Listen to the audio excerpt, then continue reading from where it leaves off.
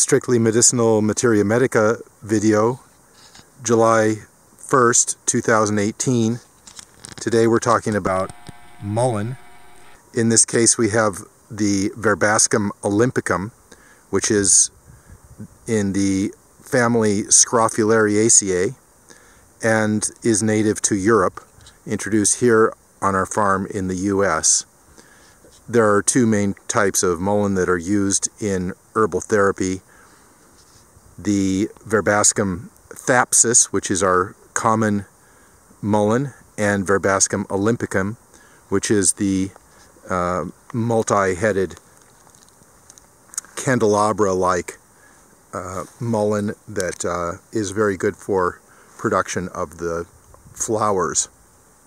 Because when you harvest the Verbascum olympicum, you can simply strip the flowers from the upright raceme in this manner, and then that becomes the starting material for, of course, the famous mullein ear oil, which is made simply by combining the mullein flowers with olive oil to cover and leaving in a gallon jar in the sun for about a week and then pressing out.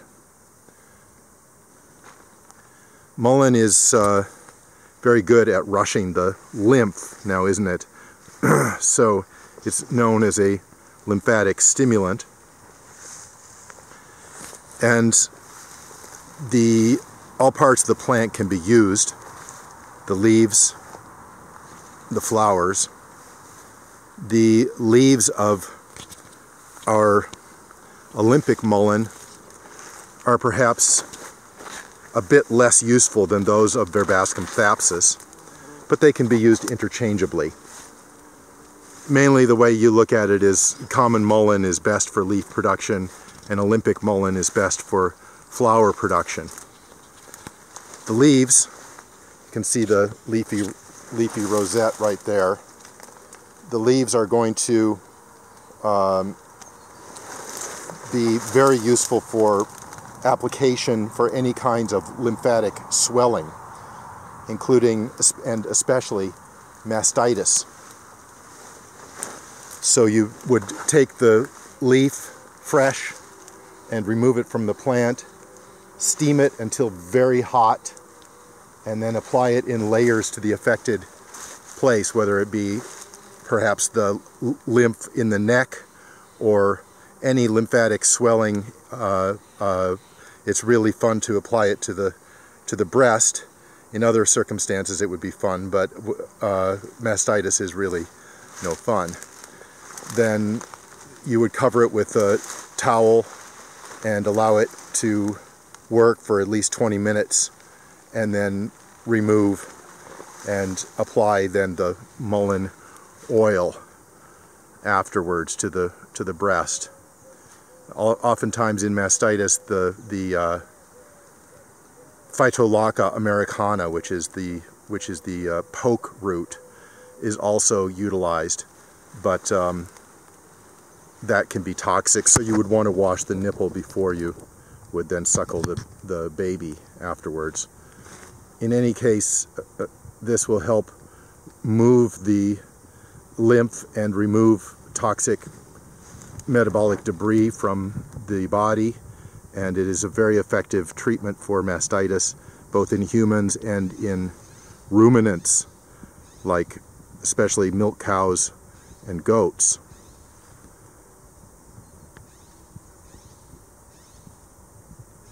These plants are really rather nice. I'm over 6 feet tall and they're taller than me, so that would be about a 7-foot plant. And as you can see and possibly even hear, they are feeding the native pollinators to a great degree, which are just all over the flowering plants, and you can perhaps even see that the pollen baskets of the bees are just completely loaded with this bright red pollen. It's a plant worth knowing. It can be planted from seed early in the spring. Seed germinates readily, and it will volunteer and naturalize very readily.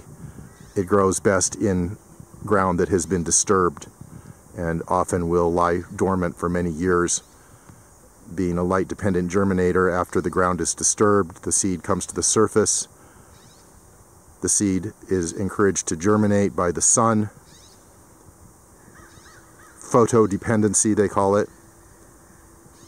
And then we have the magic of germination.